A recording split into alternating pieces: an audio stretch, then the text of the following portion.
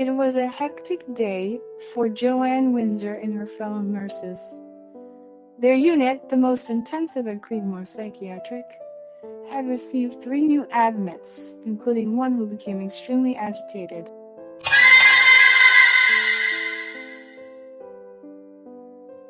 Since morning, he complained about everything from the lack of activities to the bland food they served at the hospital. After being ignored for several hours, he decided to take off his pants. They pleaded with him to put his clothes back on, yet he refused until the staff had no choice but to put him in seclusion. Joanne was glad it wasn't her job to grapple people into the isolation room. Being spat at, bitten, and brushed against with private parts was something she always tried to avoid.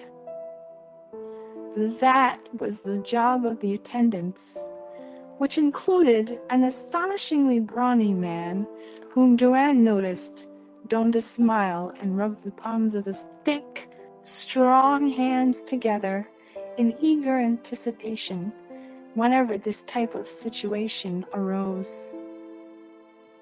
Not long after they got him into the room, the patient started kicking furiously against the door. By doing this, he clearly posed a risk to himself. The sedation was appropriate as the next and final level of restraint.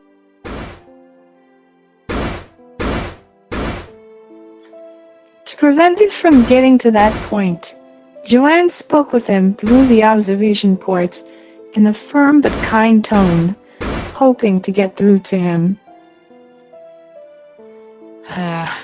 What can we do for you, sir? Let me out of here, bitch. Are you going to get dressed?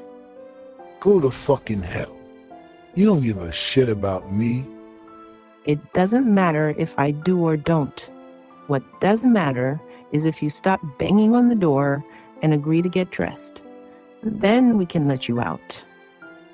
Joanne left it at that and made her way to the nurse's station down the hallway.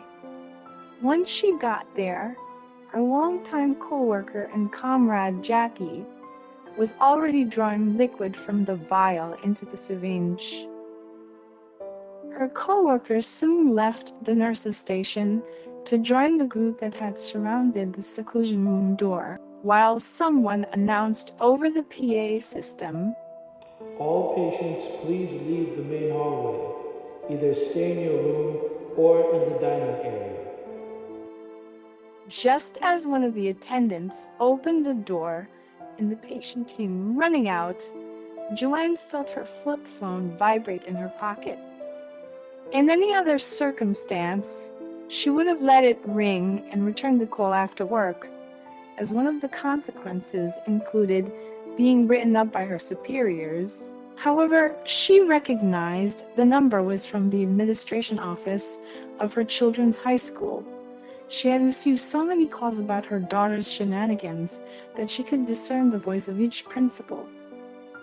This time it was Dean Sanchez. He was the one with the strongest New York accent, in addition to a lisp. What did Malia do this time?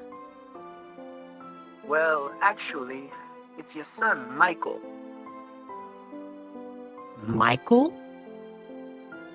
As she spoke with Mr. Sanchez, she observed the scene down the hallway. The patient was clamoring for his freedom as he wrestled vigorously with the brawny attendant, who was trying to get him against the wall. Yeah, we're dealing with a little situation with him, and we need you to get to the school as soon as you can to pick him up. We don't think it's wise to let him go home by himself. What happened? I'm not able to discuss that over the phone. Just come as soon as you can. When you get to the school, you'll see Dr. Akins, the school psychologist. She'll explain everything to you. All right, I'll be there as soon as I can. The patient was now fully restrained once Joanne got off the phone. His face in particular was pressed tightly against the wall by the beefy forearm of the brawny attendant, allowing him to utter no more than a few repressed squeals as Jackie stuck the needle in his buttocks.